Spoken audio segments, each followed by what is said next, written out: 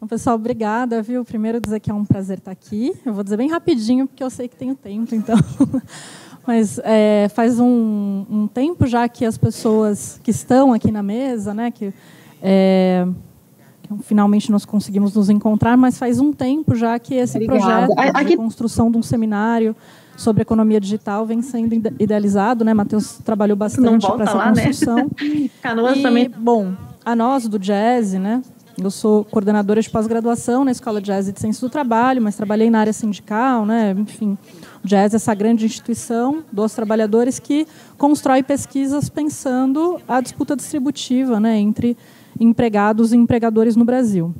Então, muitas das propostas de discussão que nós vamos trazer aqui, né, que são fruto de um GT interno também, de um grupo de estudos que nós temos dentro da Escola Jazz, elas vão ter a perspectiva de melhoria das condições de trabalho, né? Acho que a Karina já trouxe uma contribuição fenomenal, né? Porque ela traz um relato sobre a realidade do trabalho numa localidade específica. Então, acho que tem outros estudos e outros relatos de trabalhadores também que já ficaram muito conhecidos sobre o que é a condição de trabalho dos trabalhadores comandados por plataformas no Brasil. Então, eu vou tentar trazer alguns aspectos, digamos, afastando um pouco a lente, né, com relação à realidade específica do trabalho, pensar possibilidade de regulação, possibilidade de interpretação, mas também, eu acho que, alterando o ponto de vista do que a gente fez nas outras mesas. Né?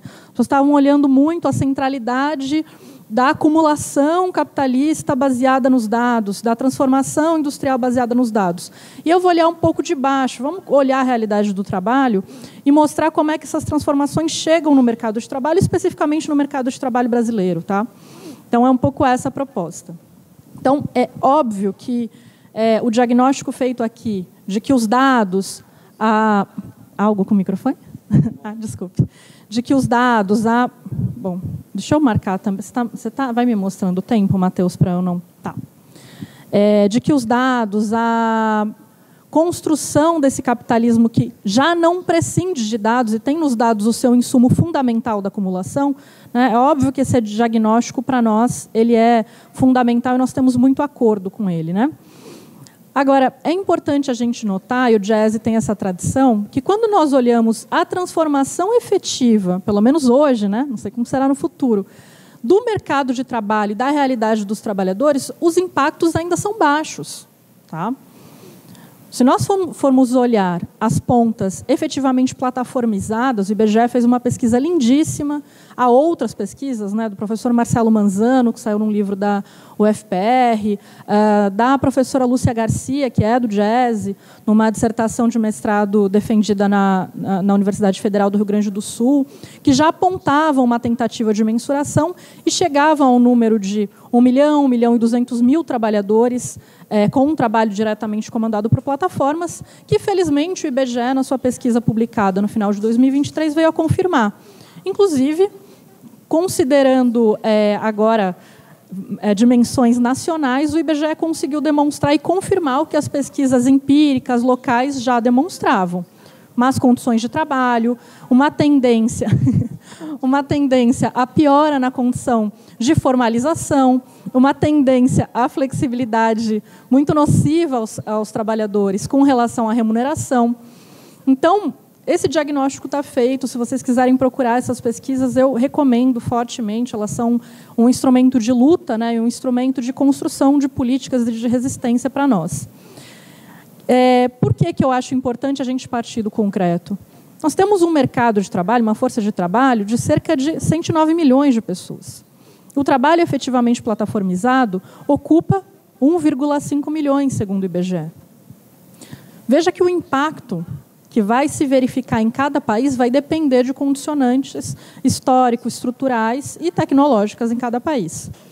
Quer dizer que plataformização é tudo que a economia digital vai trazer? Óbvio que não. Né? A gente acabou de sair de uma mesa lindíssima sobre a transformação industrial e é óbvio que processos de automação vão acontecendo em todos os setores, inclusive de utilização de plataforma, como nós estamos fazendo aqui. Né?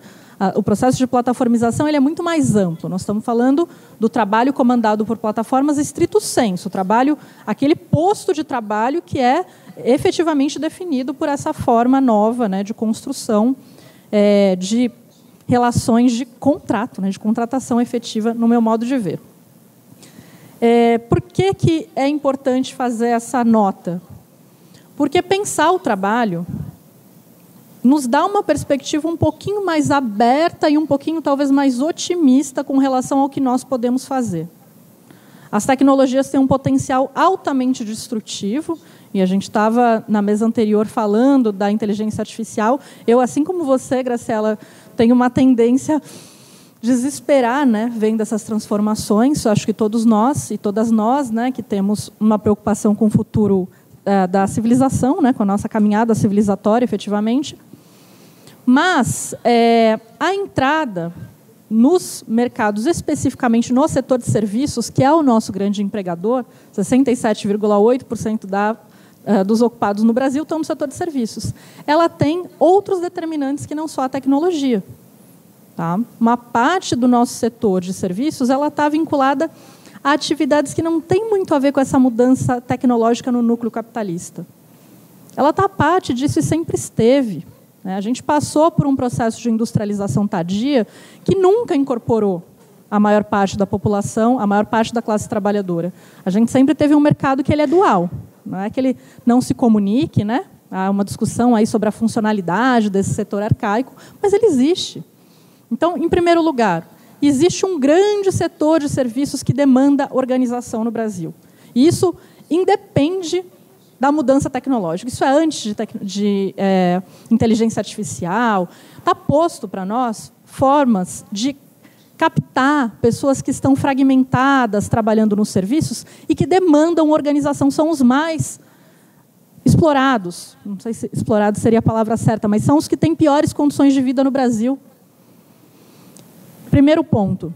Segundo ponto, a tendência tecnológica vem aprofundar essa tendência de desigualação, de problemas estruturais que a nossa sociedade apresenta. Então, a gente tem que olhar um pouco sob essa ótica, barrar o que vem de tendência desigualadora interna, mas externa, sem esquecer os nossos problemas de formação e de estrutura.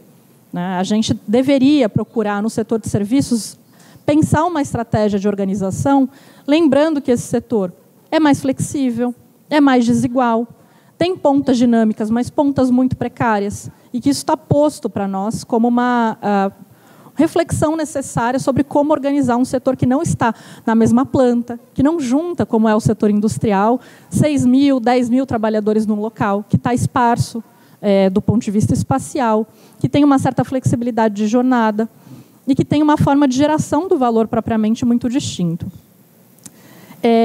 Eu acho que uma outra coisa importante para a gente pensar sobre a finitude dessa forma específica de funcionamento do capitalismo é o seguinte. Nós estamos há 50 anos vivendo sob um regime predominantemente financeiro, né, em que a ponta financeira do capital determina as relações de acumulação na sociedade. Óbvio que o Brasil se insere nessa forma de maneira específica também, a gente sabe disso, porém, 50 anos de promessas de um novo ciclo de crescimento, da nova economia, da economia dos serviços, toda a promessa que apareceu nos anos 70, 80, ela se mostra extremamente frustrada. E isso também vai ter uma expressão geopolítica, uma expressão com relação a hegemonias, mas tem uma face econômica muito evidente. As empresas de plataforma, muito embora a partir de 2008 e 2020 acentua essa tendência, né? Embora elas tenham apresentado um crescimento do ponto de vista do seu valor de mercado muito grande, elas faliram completamente enquanto construtoras de uma alternativa de destino e de rumo para o capitalismo. Bom, isso é óbvio para nós, né? A gente é crítico a elas desde sempre. Elas faliram na construção de algum tipo de consenso com relação aos trabalhadores, então elas são geradoras de problemas com relação à paz e à ordem social, e estão sendo enfrentadas no mundo inteiro. No mundo inteiro tem se falado de regulamentação, e os trabalhadores têm, sim, empunhado grandes bandeiras e colocado limite à atuação dessas empresas. A gente se sente fraco, de alguma forma, com relação às nossas caminhadas, mas isso fere, né, o potencial dessas empresas de lucrarem. E, na minha opinião, agora, nesse momento, isso está expondo essas empresas à sua realidade, que é o fato de que elas não geram lucros. Elas não geram lucros.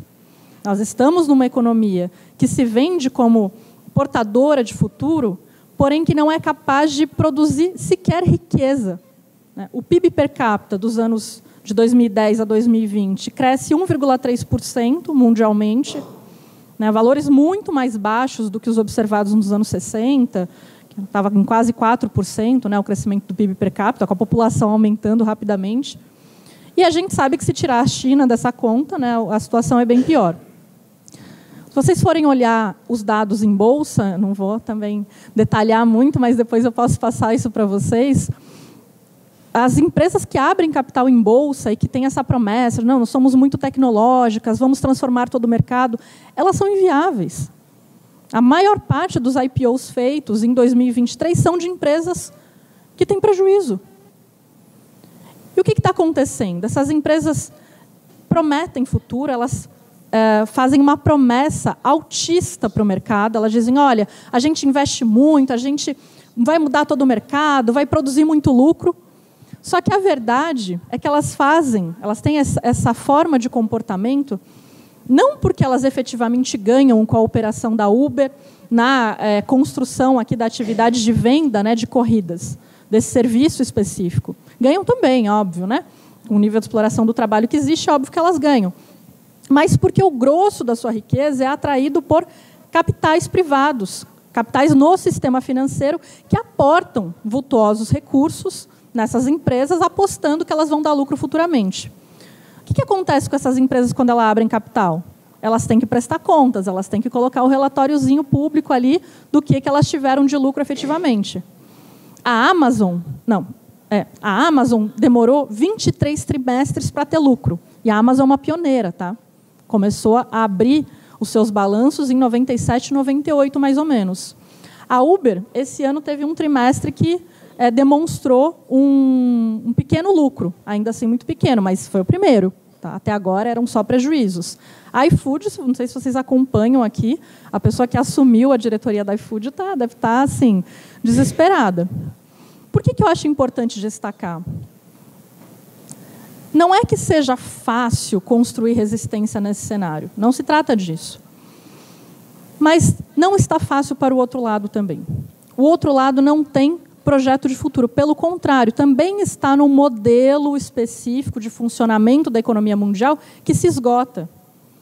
E aí, bom, as polarizações, radicalidades têm sido muitas.